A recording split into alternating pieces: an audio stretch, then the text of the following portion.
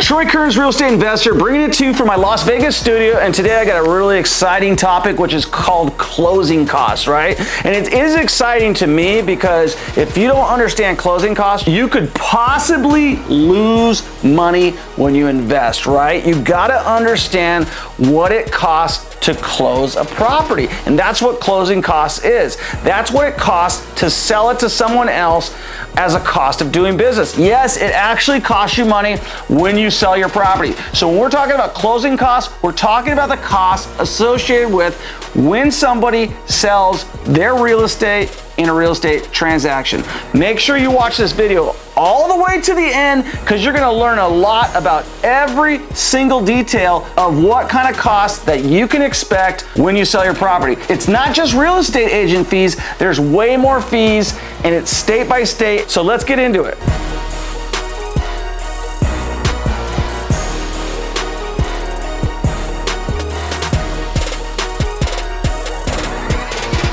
When you're selling your property in real estate, one thing that you may not be aware of, it could cost you as much as 10% of the total sales price in closing costs. That is crazy, isn't it? So let's give an example.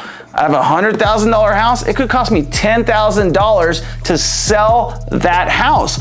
So where does all this freaking money go? I like to call these the silent killers. The old title, insurance, escrow fees, title fees, and closing agent fees. This is one of the biggest grifts out there, man.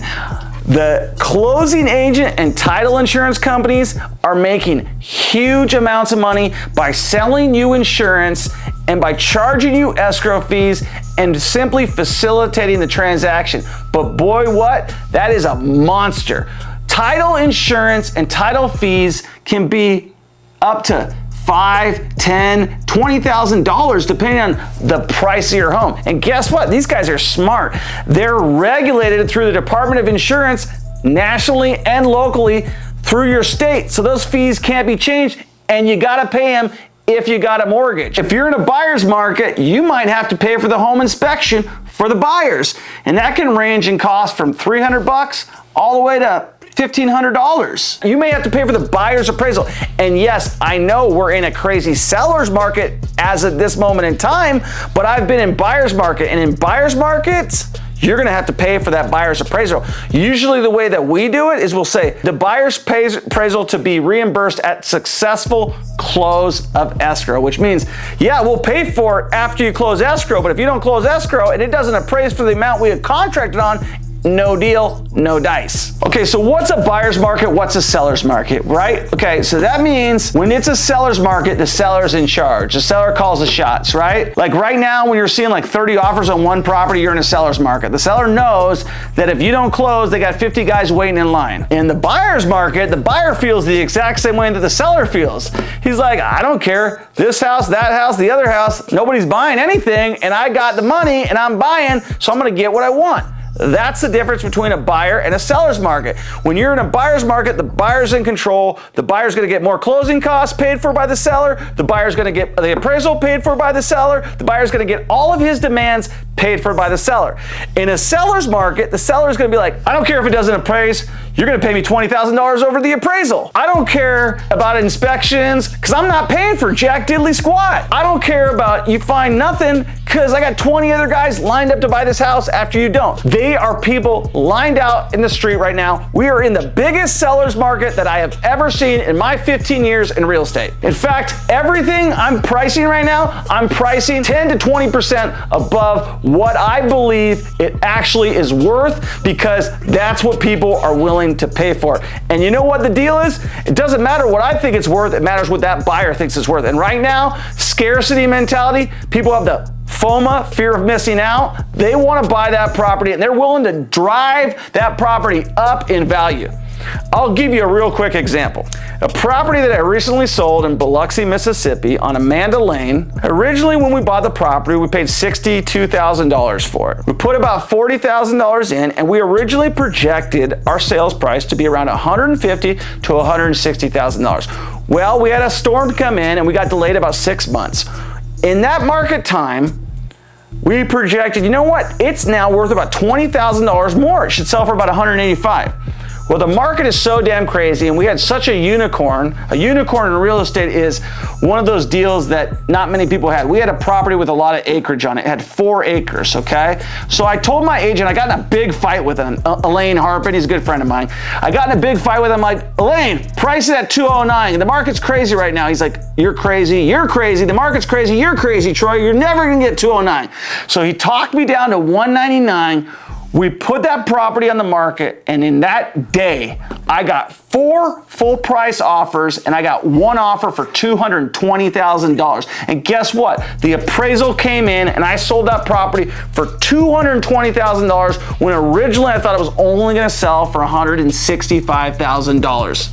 That's crazy. Let's get back to what I was talking about. Closing costs. In a seller's market, you're not paying any of the closing costs if you got a good agent. The buyer is going to pay for everything. You're going to net the most money when you're in a seller's market as a seller. You might have to pay for a survey. That can run anywhere from $500 to $3,000 to more, depending on the size of the property. You're gonna have to pay for a credit report. It's like 20 bucks, so I wouldn't really stress it too much, but it is a cost, right? There's gonna be fees to get the loan payoff. You're gonna have to pay for that. Settlement fees or attorney's fees, depending on if you're an escrow state or an attorney state, it'll depend. Transfer taxes, that's where the state takes a bite out of your butt, okay? In Las Vegas, Nevada, we pay $5.10 per 1,000 to sell a property. So if a property is $100,000, it costs you $510 just to sell it. And you got to pay the old recorder's office, so there's going to be recording fees, and that's going to range on the number of documents that you have, but it's typically a very low amount, but sometimes they mark it up. The biggest fee, the absolute biggest fee that the seller is going to have to pay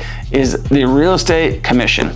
That is going to be about 6%. So all of those other fees add up to about 4%, right? 3 to 4%. If you're doing a cash sale, some really easy numbers for you, okay? If you're doing a cash sale, you can figure it's gonna cost you 1%, okay? 1% with no agent involved, right? If you don't have an agent, it's gonna cost you 1%. If you have an agent, you're paying industry standard 6% commission, then it's gonna cost you 1 plus 6, which would be 7%, right?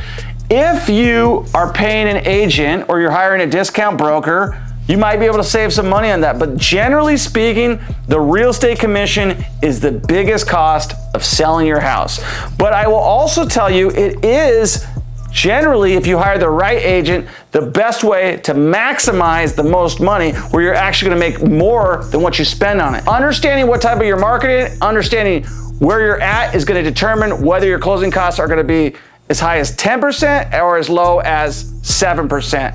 Closing costs are a cost of doing business.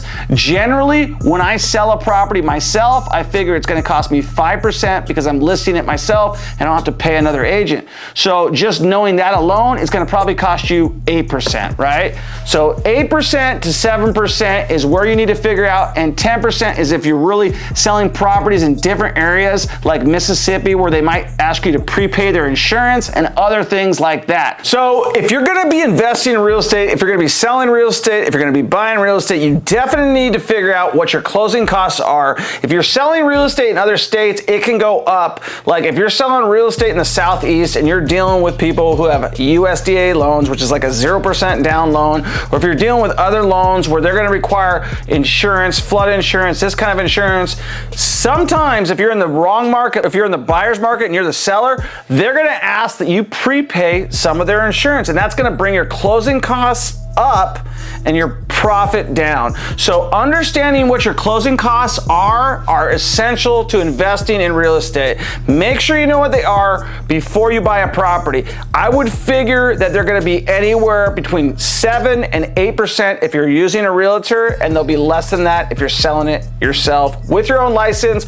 or if you have a friend that's helping you out, or if you have some sort of preordained deal with somebody that you're working on a volume basis alone. I am a licensed realtor. I generally believe in paying agents a lot of money if they're worth it. If you got the right agent, it can make or break you in a real estate deal. So definitely understand that although it is the most expensive thing that you're gonna have to pay for, it is necessary in most markets to have a great agent sell your property. One way that you can reduce this cost is by listing the property on the MLS yourself through MLS Services, flat fee MLS Services. However, you generally are not represented by an agent. It's you against whoever else. So you've got nobody to rely on to help you negotiate, to do any of that stuff. I would not suggest that if you're not a seasoned investor, but if you are a seasoned investor, you can definitely reduce the cost of listing fees by using some sort of a flat fee syndicator.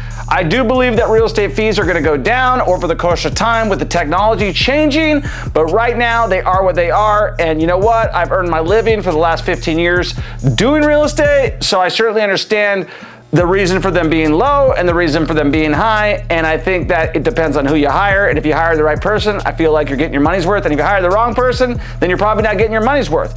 So definitely understand what closing costs are, and definitely subscribe to our channel, and definitely hit the like button, hit the notification button, and make sure that you share this video with a friend and comment below, because we'll be bringing you new content every week, and that's exactly what you want, to keep you informed, to keep you ahead of everybody else, and to keep you constantly seeking, learning knowledge at the Troy Kearns channel. Peace.